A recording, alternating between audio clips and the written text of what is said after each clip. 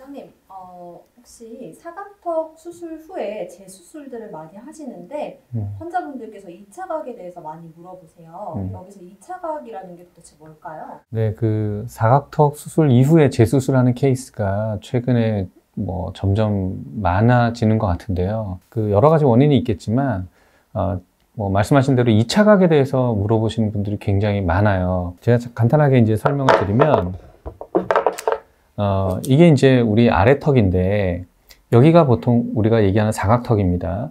근데 이 각이 심해서 우리가 사각턱 수술을 하는데 우리가 사각턱 수술을 이렇게 자르면 원래의 각은 없어지는데 이제 다른 각이 만들어지는 거죠. 그러니까 전체적으로 이렇게 스무스하게 각이 그 턱 라인이 만들어져야 되는데 우리가 귀 밑에 각만 과도하게 자르면 원치 않은 또 다른 각이 만들어지는 거죠. 이제 그걸 이제 2차 각이라고 하게 됩니다. 그래서 우리가 재수술을 할 때에는 그런 2차 각을 좀 더 줄이고 턱 라인을 좀 더 매끄럽게 하기 위한 그런 수술을 진행하게 됩니다.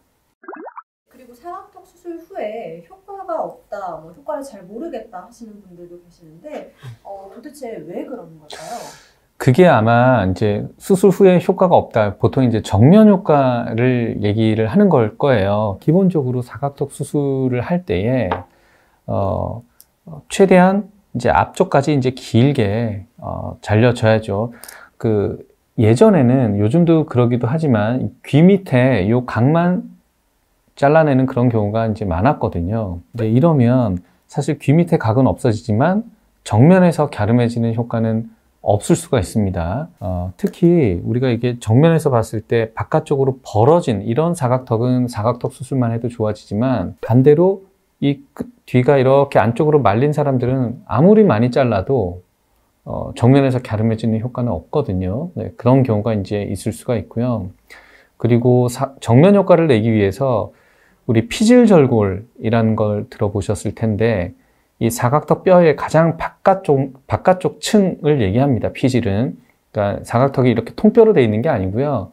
몇 개의 층으로 되어 있는데 그 중에 필요 없는 바깥쪽 층을 이제 버리는 거죠. 그러면 정면에서 좀 더 갸름하게 할 수 있습니다. 그래서 피질절골을 이용해서 정면 효과를 좀 내게 되고요. 그리고 사실 지금 제가 이제 말씀드리려는 케이스가 제일 많을 것 같은데 사각턱 부위만 넓은 게 아니고 이 앞쪽 턱까지 전체적으로 넓은 분들이 있습니다.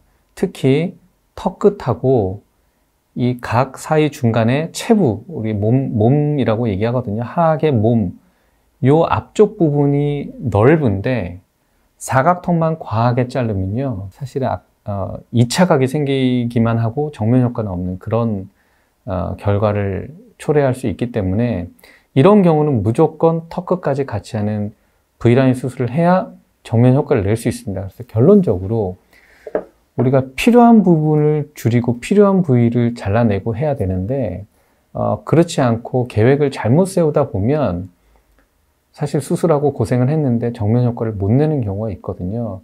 그래서 정면 효과를 제대로 내기 위해서는 제대로 진단하고 수술 계획을 제대로 세우는 것이 가장 중요하다 이렇게 얘기할 수 있겠습니다.